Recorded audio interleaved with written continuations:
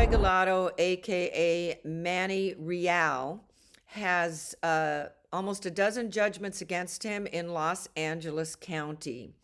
And when I first met him, when he came to Whisker City, he bragged about how he worked with Ron Swing Interiors, and that he was his partner, and that the company sold and he moved up here with his share to retire. And his plan was to move, buy a big ranch up in Snohomish County for his plane and his children. And he did mention his wives, so I don't really know how many he's had, beyond the ones that have written me, I guess, the best way to say it, but there could be more. I don't really know. But as time went on and he was hanging around Whisker City, we tried to do background checks on him. And his name at the time was Manny Leon Regalado II. And so when we found these judgments online, he said that in Los Angeles County, he said that those were his father. His father has the same name, Manny Leon Regalado. He told us his dad was a terrible father, and that, but that when he worked at Ron Swing Interiors, he hired his dad. And so there was always this confusion between Manny and his father as to who the thug was. Well, I don't know about his father, but we do know Manny is definitely a thug. So when I started calling on all these cases, I've talked to the attorneys of some and some of the victims. They all have the same story. So this victim here is a little bit different in that Manny was never a partner with anyone, anywhere. There's no documentation. There's nothing that says Manny has been part of a corporation outside of his own. So here's how Manny operated on us and every other victim that he's had. He finds the nicest person that he can, the most distracted person that he can, and if there's not a crisis, he'll create one. That's what he did at Whisker City. This is almost 4 years since Manny came to Whisker City and damaged that house and then damaged my house. And through Whisker City, he found other victims. I think one of the most egregious stories, though, that I've heard so far is that he worked for somebody who was an actual famous designer down in Los Angeles County. He was his flunky. And I've talked to the members of the family, and honestly, I really like these people. They're so nice. And that's what you'll find with victims. I've been writing about fraud since 2011. And victims are nice people. And when they get in a situation of fraud, the sad thing is what washes over them is shame and embarrassment, because you can't really believe this person would do this to you. Well, these people that are frauds are not like you and me. They're frauds. Now, do you really go around lying all day long? Well, if you do, you got a problem, because you shouldn't have to lie your way through life. And Manny Regalado is a liar. So I call these Manny Regalados clusterfucks, because what he does is he finds one and then he gets victims in a cluster. I think this represents this very well. Now, I'm not going to use their full names, but I have spoken about them. They are on my victims list. And they're my age. And so, and probably very well off. I know they have a very successful family. These are really good people, and they're really spectacular. Well, through this company, Manny Regalado, AKA Manny Reale, got into their client list and created many, many, many victims. Many victims. So, hi, April. I'm RS's wife, S. I'm happy to give you my email and more than happy to speak to you regarding Manny.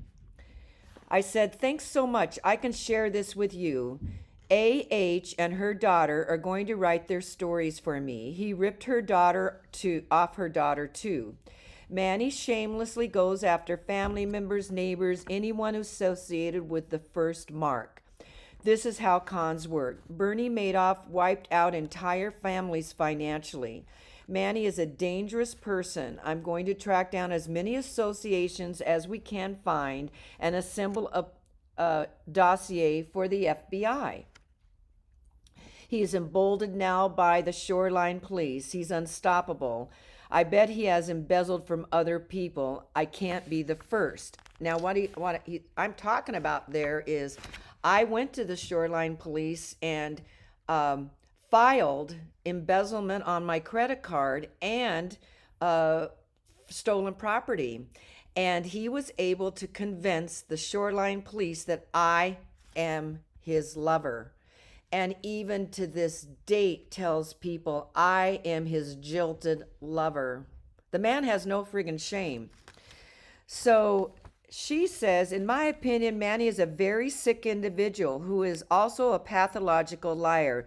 Let me know how I can help. Oh, she was just the most wonderful person. After talking with R, it sounds to me like he embezzled from the company. If he made unauthorized charges on accounts and cards, that is embezzlement. Manny is a patient con. I don't think he has ever been a good guy. My guess is they used R and the company and was shady from day one. He probably stole from Blockbuster too. He used to work at Blockbuster. That's kind of the only two real jobs he's ever had. I'd like as much history as you can provide, all the victims he targeted, the stories. Would his ex-wife talk to me?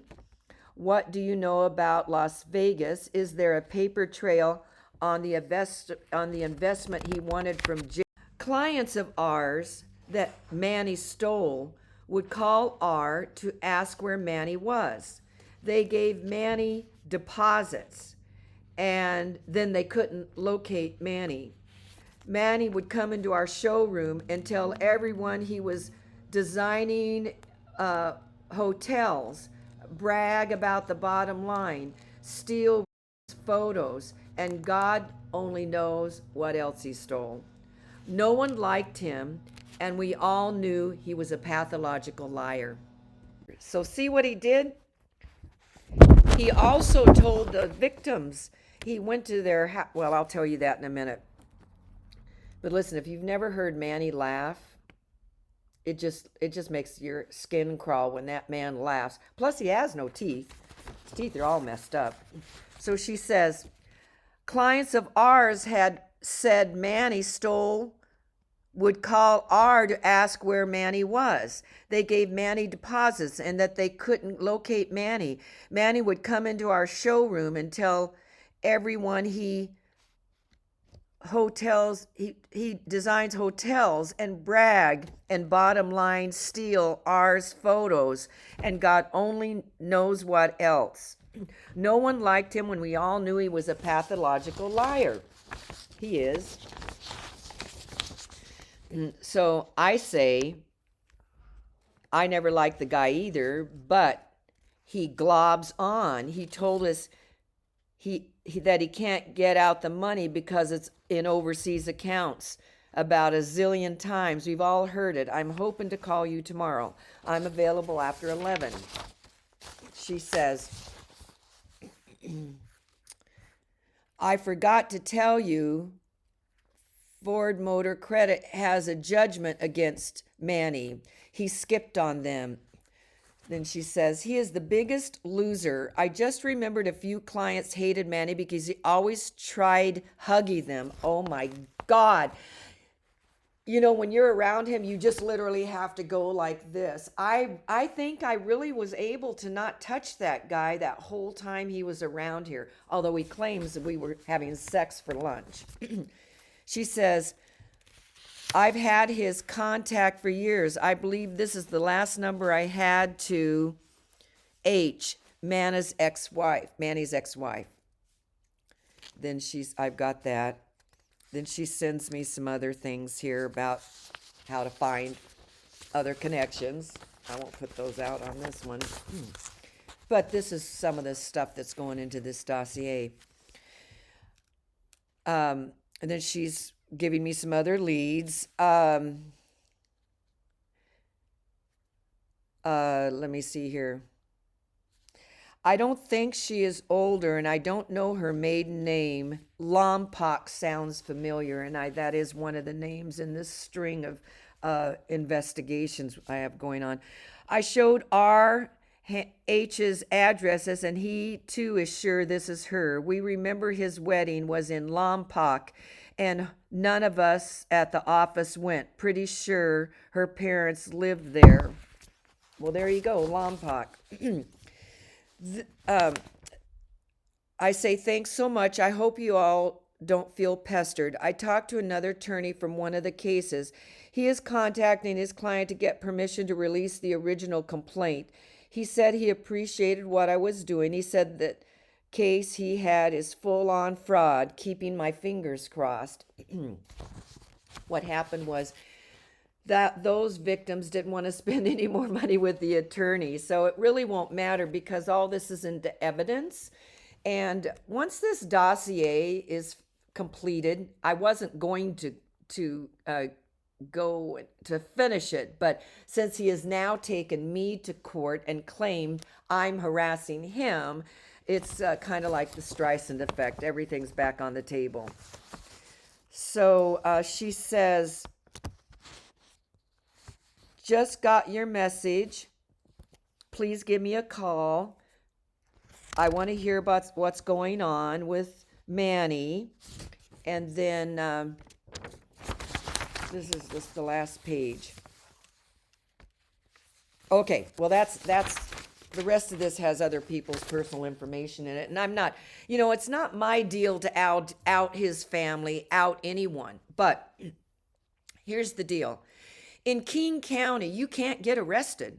You can't get arrested for violating women. You can't get arrested for anything, really, that has to do with construction fraud. It's not a crime. And so apparently in Los Angeles County, it is. And so the only cases you'll find up here are me basically fighting back and trying to get justice. But his victims up here are not filing, and he has some. So my experience in King County or just living in the Seattle area, especially with women, is we don't get support on how to fight back. I have a great challenge for those of you who are following construction fraud. Pretend like you've been violated and start calling around. I mean, really, you will be shocked. Everything requires you to get an attorney. Everything. All you have is small claims court. And small claims court is a crapshoot. You got about 5 minutes to get your story out there. And it can go either way. But I'm saying even if you lose, you've got a paper trail. And over time, even when you're not believed, it's like these people that 20 years later finally get justice, finally. And I have to tell you, in this society, women don't get justice. Plus, I'm 71, and my entire life I fought for women's causes, and I've held mostly male jobs from, carpentry to auctioneer and all those women's jobs we had in the 60s and 70s. But I've held mostly male jobs because of the pay, and they're interesting, and I do like trades. I like the trades. So, and those jobs are mostly held by men. So that's why I do what I do. It's kind of like a fun hobby for me, but you're not taken seriously. And once you're a victim of fraud, one of the worst things that you deal with is the Planning Commission. And the Shoreline Planning Commission hurt me a little bit more than Manny financially. I've at this point, my life's been damaged by about $400,000, um, and the planning commission can literally keep you, force you off your property. And that's what they did to me for a year and a half. I wasn't even allowed to go into my own house because, again, I was taking out the work that Manny did. And I'm the one who got busted for not having a permit. I'm the one who got their house tied up and threats of fine and even jail. Even jail. Did you know that? You can be thrown in jail by the Planning Commission. In Shoreline, this is shocking, and you won't believe it, but I've got the video up. They literally, the Planning Commission, sent two guys and they walked into my house. No warrant, no appointment, no announcement. They used my toilet. And of course, I was working over there, so the floor wasn't clean. You know, I was tearing out everything that had to do with this space as it was before as an animal shelter. So I was on my hands and knees, and anything that smelled funny or I cut it out. And so because of the damage Manny did to the Whisker City house, I had to remove it, you know, because his work's just horrid. And so then I got busted. And that was like interacting with the Russia, honestly. This department, the Planning Commission, is completely out of control. It has no oversight, none. And they lied just like Manny lies. It's got basically the same sort of fraud game. They changed dates on documents, and they accused me of committing a felony of threatening to kill someone at the Planning Commission. Never happened. Now notice this. How when you go after a fraud, whether it's the Planning Commission or Manny Regalado, they use whatever tools they have to discredit you. So the Planning Commission circled their wagons and denied that they ever walked into my house, and I just started posting the videos. So then they made it worse and worse. I've got the calls recorded on my security system of lying to me over the phone, saying things like I had to have a permit to put in fire detectors, smoke detectors, and that I had to have a specific electronic type where they communicated with each other. One of them told me I had to have a permit to change the toilet. I had to have a permit to replace a window. Well, none of that's true. They just lied and lied and lied. So when you get involved with a fraud, you think, well, I'll just go report it to the police. No. The police department, their head fraud investigator, Laura Alsbaugh, something like that, he conned her. She believes I am his jilted lover. I'm 71. At the time, I was 68. So, see what I'm saying? I mean, that is so sexist to think an old lady wants to sleep with a little dirty little guy like that. Well, he's not even clean. So, but I mean, what an insult to me. Like, I wouldn't have slept with this guy when I was his age, let alone at 67. I mean, where's the witness to this? Nobody. You know, she didn't even say to him, this detective didn't say, hey, show me the pictures of you and April together. Oh, hey, show me the texts of you and April talking lovey. Did she send you any nude photos? So, see what I'm saying? It's like there's no hope in the city of Shoreline. What they do is they just circle the wagons. They are not public servants. Um, all these jobs that the government created were for our protection, but they weaponized them all. Listen, they kept me from going into my house. Then they actually had a social worker call me at home, and her effort was to get me to be imbalanced in some way so they could come down here and remove me from my home. And that's what they do. And it's unchecked because when you're older, nobody cares. There's no young people rescuing old people. None of that's going on. If it is, it's not going on in Shoreline. In Shoreline, the deal is this: they want your house. And if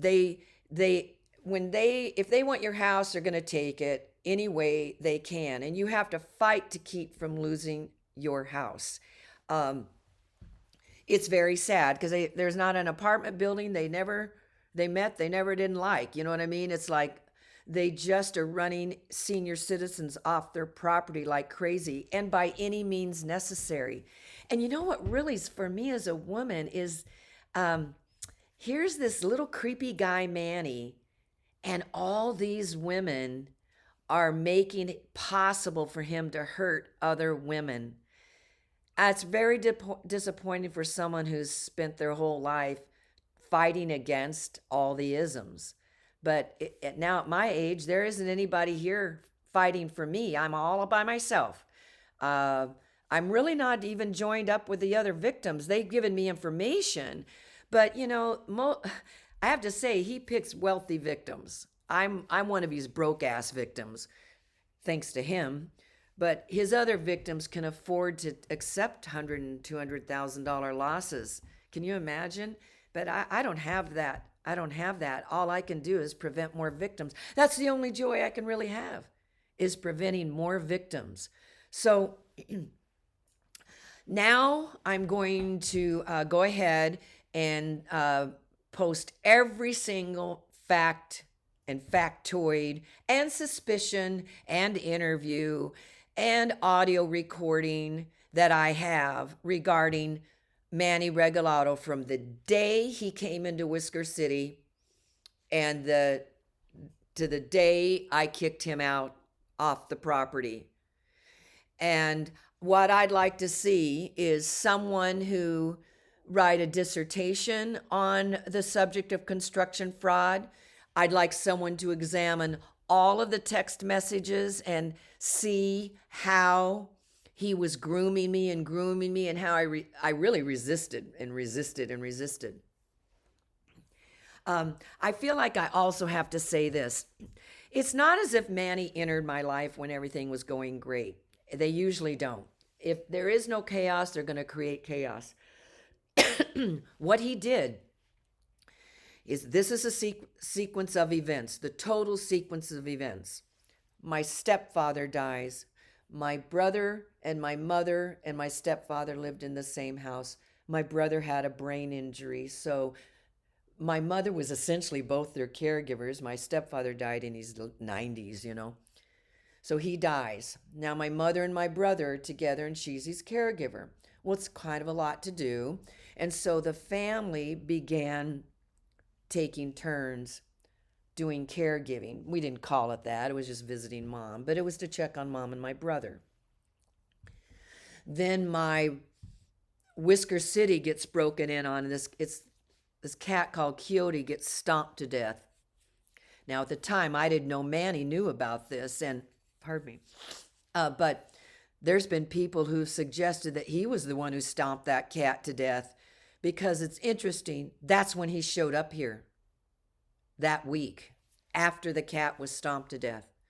I've got a picture of him on the property 3 days after that, working on the little cabin. And I don't know what to say if he is a killer. His wife claims he hates cats. So I think it'd probably be pretty easy for him to stomp one to death. And he wore the boots. And he's a con. And so he made himself look like he was some sort of savior for Whisker City, and he's going to transform the Quixote house so it doesn't remind us of the fact that the cat was killed there. To me, I'm very suspect that Manny could be the killer, but the person that we believed was the killer is this another guy who lived right next door who hates cats too. So, um, sometimes you just feel like you're surrounded by just horrible people. So that happens. Now, my dad's here visiting from Missouri. He's here visiting during that week. So, um, so I was pretty distracted. And one of the shelter managers finds the body in the, um, nobody, not yet, honey, finds the body in the dumpster. Manny shows up, and then my brother dies. So my brother dies on November 6th. All right. Now, that's a lot in a very short period of time. That is a lot. Then I'm now going over to Wenatchee all the time because I'm really having to help out. And my mother's very traumatized. So dementia starts setting in. And this is my routine now, driving to Wenatchee, doing my time and coming back home and still working full time, still taking care of Whisker City, and Manny looming around, which is interesting when you get to see all these text messages. You can just see I'm weakening and weakening.